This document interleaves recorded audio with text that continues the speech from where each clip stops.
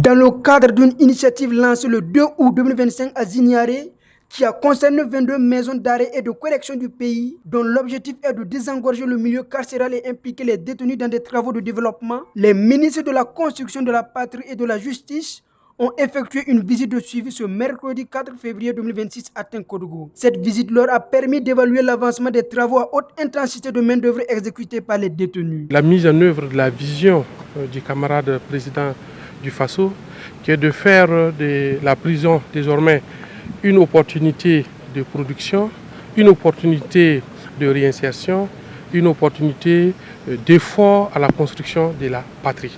Donc c'est dans le cadre de la mise en œuvre de cette vision et à travers la loi portant travail d'intérêt général que les deux ministères, le ministère de la Justice et le ministère de la Construction de la Patrie, en tout cas, ont mis ensemble les efforts pour pouvoir lancer cette initiative d'appui aux travaux à haute intensité de main-d'œuvre à travers le secrétariat technique logé au niveau du ministère de la Construction de la Patrie. Initialement, on avait 150 km de caniveaux à curer.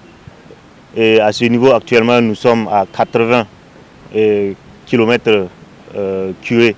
Donc, au niveau des arbres, des 10 000 plans prévus, nous sommes à 9 897 et avec un très bon taux de survie. Quant au débroussaillage, nous sommes à 500% de la cible, donc ce qui nous donne un taux global donc de 84,12% et un chiffre, comme je le disais, satisfaisant de la part de nos autorités.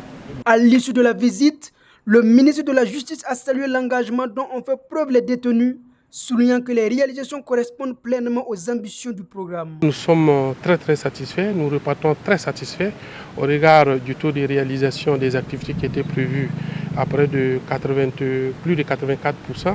Et nous sommes venus au-delà du taux pour constater sur le terrain les réalisations.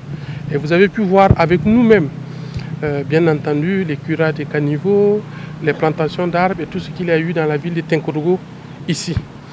Nous repartons très satisfaits et nous félicitons et encourageons l'ensemble des acteurs qui ont permis la réalisation de ces activités, à commencer par les acteurs judiciaires, l'administration pénitentiaire, le secrétariat technique des travaux à haute intensité de main-d'œuvre qui ont mis cette initiative en œuvre de sorte qu'aujourd'hui ce soit un succès. Les détenus impliqués ont pour leur part exprimé leur reconnaissance pour cette initiative. Ils y voient une opportunité de rompre avec l'inactivité, de se sentir utile et de contribuer concrètement à l'édification nationale, un facteur bénéfique à leur équilibre et à leur réinsertion.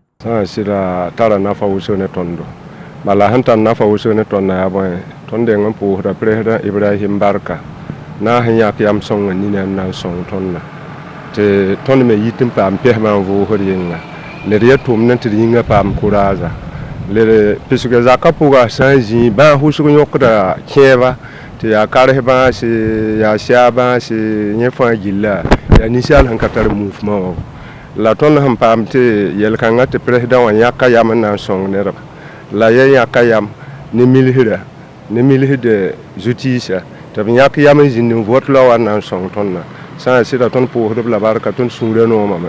Saisissant cette occasion, le ministre de la Justice a lancé un appel à la population pour préserver les infrastructures assainies. Il a invité chaque citoyen à devenir un relais de cet effort en maintenant la propriété des caniveaux curés par les détenus, transformant ainsi un chantier ponctuel en une responsabilité civique partagée.